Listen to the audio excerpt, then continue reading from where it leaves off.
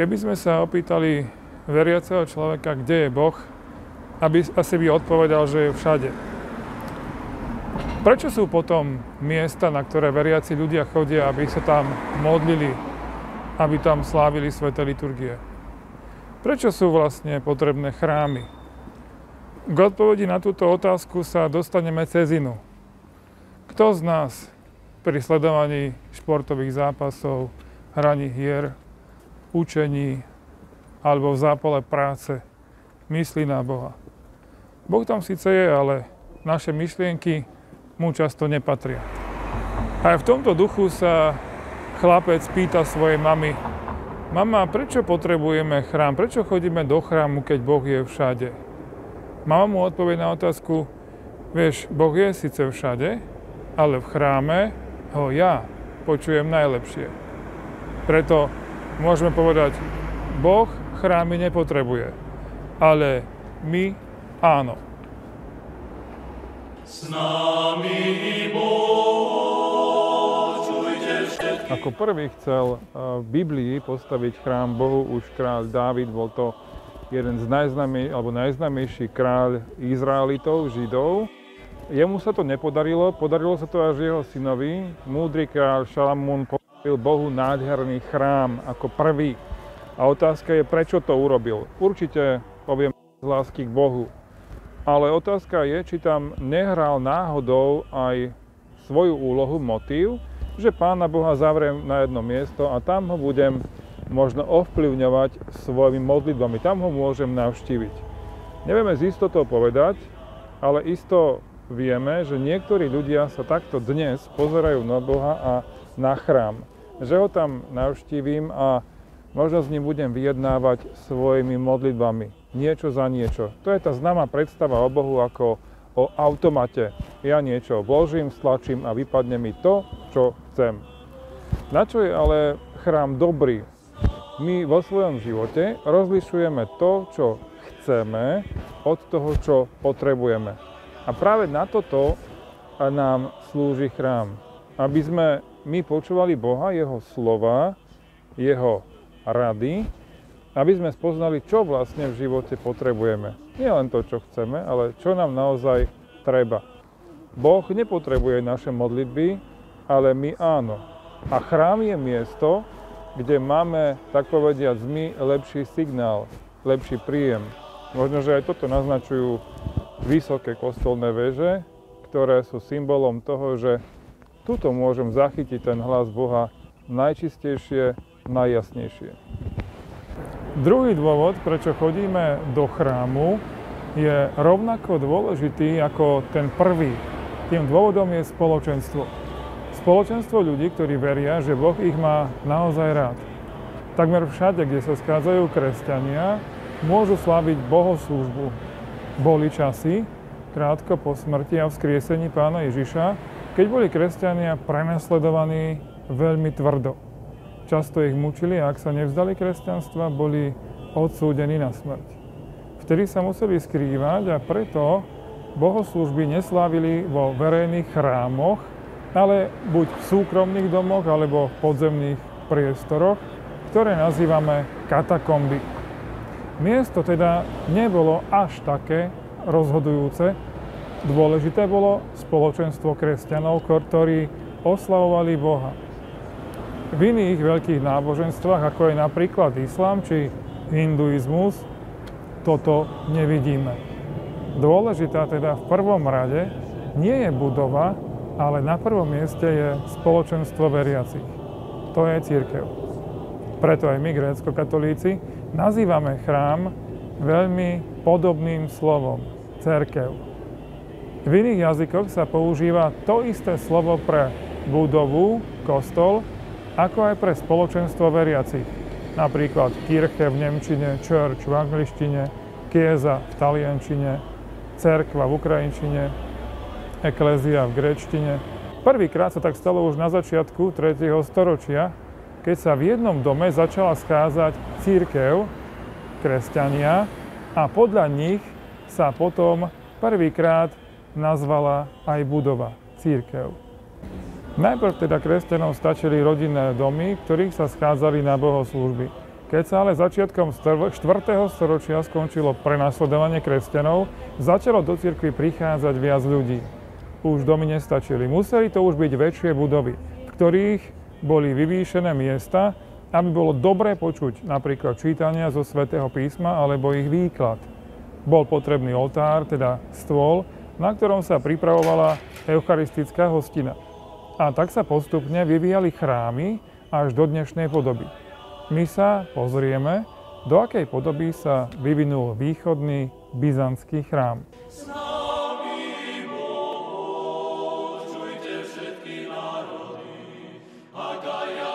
Keď vstúpime do chrámu, prvá časť sa volá jednoducho predsieň alebo po grécky narthex.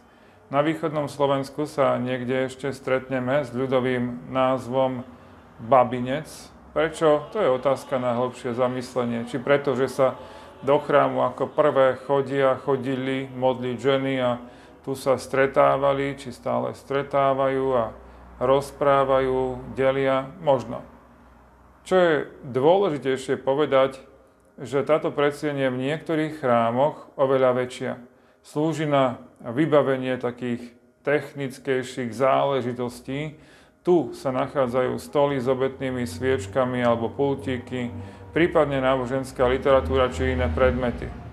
Predsieň chrámu bola tiež kedysi miestom pre tých, ktorí sa pripravovali na svätý krst a ešte neboli pokrstení. Tí v istej časti svätej liturgie opúšťali loď, opúšťali zhromaždenie veriacich a odchádzali napríklad aj do tejto vstupnej časti.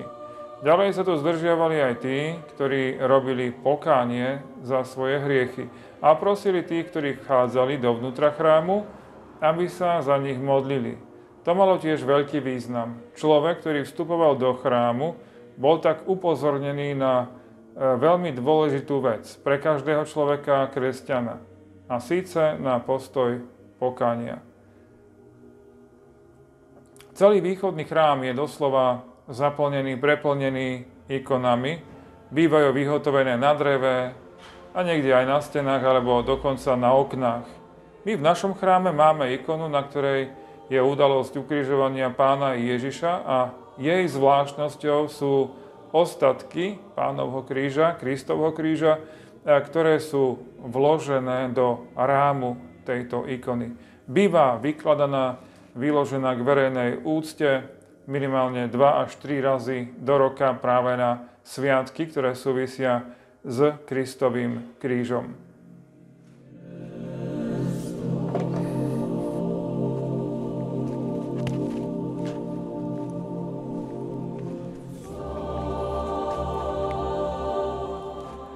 Z predsiene vstupujeme do druhej časti chrámu, ktorá sa jednoducho nazýva loď.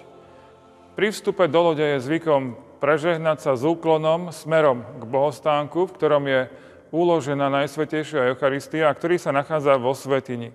Potom si tiež uctievame ikony boskom dotykom čela. Prečo tejto časti chrámu hovoríme loď? Znova by sme mohli zájsť až do Starého zákona a spomenúť človeka, ktorý sa volal Noé. Vieme, že to bol práve on, Noé, a jeho rodina, ktorí sa zachránili v korábe, keď prišla na zem potopa. Loď, na ktorej sa oni zachránili, je obrazom lode, na ktorej sa môže zachrániť každý človek. A tou loďou je dnes cirkev. To znamená spoločenstvo ľudí, ktorí uverili Bohu, že ich miluje a preto ho oslavujú a ďakujú mu. Preto sa aj táto druhá časť chrámu teda nazýva loď, ako loď záchrany. V lodi chrámu sa okrem lavíc a stoličiek nachádzajú tiež svietniky, kde môžeme zažať obetné sviece a ktoré si vlastne môžeme vziať pri vstupe do chrámu, zapáliť ich vpredu pred ikonostasom. Je to náš východný spôsob modlitby. Ak sa chcem za niekoho alebo za niečo pomodliť, zapálim sviečku a tým som zažal svetlo modlitby. Kým sviečka horí, moja modlitba trvá, stúpa k Bohu. Tiež treba spomenúť, že naše chrámy sú postavené svätyňou smerom na východ. Je to ďalší obraz toho, že spoločne kráčame v ústrety Kristovi ako jedno spoločenstvo. A tak sa aj modlíme pri našich bohoslúžbách, že ľudia sú spolu s kňazmi otočení jedným smerom na východ. Vo Svetom písme je Pán Ježiš totiž označovaný ako východ s veľkým písmenom V, ako pravé svetlo, ktoré prichádza na svet. Súčasťou v lode bývajú aj zástavy, na ktorých sú vyobrazené rôzne motívy sviatkov či svätých. Používajú sa pri sprievodoch okolo chrámu, ktoré robívame na veľké sviatky, ako je napríklad Veľká noc, zostúpenie Svätého Ducha, alebo tiež chrámový sviatok, čiže odpustová slávnosť. Najdôležitejšie miesto v chráme voláme svätyňa. Od lode chrámu je oddelená obrazovou stenou, ktorú zasa voláme ikonostas, stena ikon. Samozrejme, ikonostas nie len oddeluje svätyňu od lode, ale ich aj spája. Že je svätyňa dôležitým miestom, vidíme podľa toho, že je oproti lodi vyvýšená o jeden stupienok, ktorý voláme gréckym slovom solea. V strede tohto vyvýšeného stupienka či schodu sa nachádza polkruhový výbežok, ktorý zasa voláme slovom ambon. Z tohto miesta z ambonu sa číta sväté evanjelium, aj rozdáva sväté prijímanie. A toto miesto znázorňuje kameň, ktorý bol v nedeľu vzkriesenia odvalený od hrobu Pána Ježiša. Teda to nám hovorí dôležitú vec, že na tom to celé stojí. Na tom najväčšom, čo pre nás Pán Ježiš urobil. Že zomrel a vstal z mŕtvych, že bol vzkriesený. Keby sa toto nebolo stalo, nebolo by ani kresťanstvo a bola by zbytočná aj cirkev. Chrám sa teda dohromady skladá z troch častí: svätyne, lode a predsiene. Toto delenie odráža aj delenie celej cirkvi, lebo vieme, že cirkev pozostáva z takých troch častí, z troch úrovní. Je to cirkev oslávená, cirkev putujúca a cirkev trpiaca. A práve toto nám pripomína aj samotný chrám, kde svätyňa predstavuje nebo, cirkev oslávenú, loď predstavuje zem, cirkev putujúcu a predsieň znázorňuje očistec, to znamená cirkev trpiacu, stav duší po smrti, ktoré sa ešte očisťujú pre nebo od svojich hriechov. Posvätnosť svätyne je ukázaná aj tým, že by do tohto priestoru mali vstupovať len tí, ktorí slúžia pri oltári a majú nižšie alebo vyššie svätenia. To by bolo také prísne vzaté pravidlo. Najdôležitejším miestom vo svätyni a tým prakticky aj v celom chráme je oltár, teda vyvýšený obetný stôl, ktorý sa tiež nazýva prestol, čo preložíme ako trón. Prečo trón? Lebo na oltári, na prestole tróni sám Ježiš Kristus. Na oltári sa totiž zvyčajne nachádza bohostánok, v ktorom je uložené telo Kristovo, ktoré sa tam uchováva najmä pre chorých.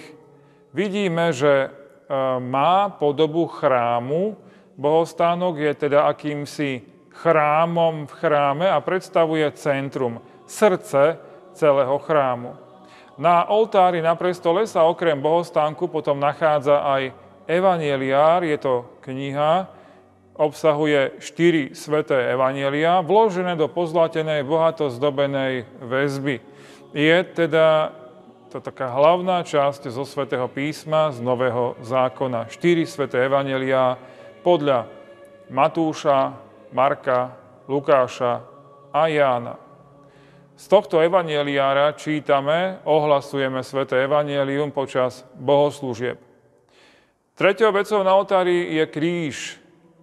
7-ramenný svietnik je symbolom sviatosti. Veľmi dôležitou súčasťou oltára je antimenzion. Znova grécke slovo, ktoré v preklade znamená namiesto stola alebo namiesto oltára. Je to štvoruholníkové plátno, v ktorom sú všité ostatky svätých mučeníkov alebo svätcov a na ktorom je zobrazené uloženie Ježiša Krista do hrobu. Toto plátno posvetil biskup na Veľký štvrtok a je na ňom aj jeho podpis a pečiatka. Zvyk používať antimenzión pochádza ešte z prvotnej cirkvi, kedy sa Eucharistia slávila na hroboch mučeníkov. Keď aj kňaz slávi svätú liturgiu z vážneho dôvodu mimo chrámu, má použiť tento kus látky, tento antimenzión, na slávenie svätej liturgie. Za prestolom sa nachádza kríž aj s vejármi, ktoré nazývame ripidy. Sú symbolom kráľa a chcú nám povedať dôležitú pravdu, že Ježiš Kristus, hoci je na kríži, predsa je kráľ, dokonca kráľ všetkých kráľov. Vo svätyni sa tiež ešte nachádza za oltárom, za prestolom tzv. Horný stolec, ktorý je určený pre biskupa. Severne, teda naľavo od oltára, sa nachádza stolík podobnej veľkosti ako oltár, ktorý sa volá žertveník, to znamená obetný stolík. Slovo žertva je staré slovo pre obetu. Na tomto žertveníku sa pripravujú obetné dary určené na Eucharistiu, chlieb a víno, teda robí sa na ňom proskomídia. Napravo od prestola sa nachádza stolík, ktorý slúži ako pomôcka pre biskupa či kňaza pri obliekaní bohoslužobných rúch. Odtiaľ pochádza aj jeho názov, voláme ho totiž obliečník. Ako dôležitú výbavu svätyne, mobilnú, môžeme ešte spomenúť aj kadidlo, kadidelnicu, ktoré sa používa pri rôznych bohoslužbách. Dym, ktorý pritom stúpa z kadidla, je symbolom našej modlitby, ktorá takto stúpa k Bohu. Naše kadidlá majú zvyčajne na 4 reťazkách pripevnených 12 zvončekov, ktoré sú symbolom 12 apoštolov. V 4 reťazkách niektorí zasa vidia obraz 4 evanjelistov a aj na tomto sa dá vyčítať, že aké bohatstvo symbolov ukrýva náš východný chrám.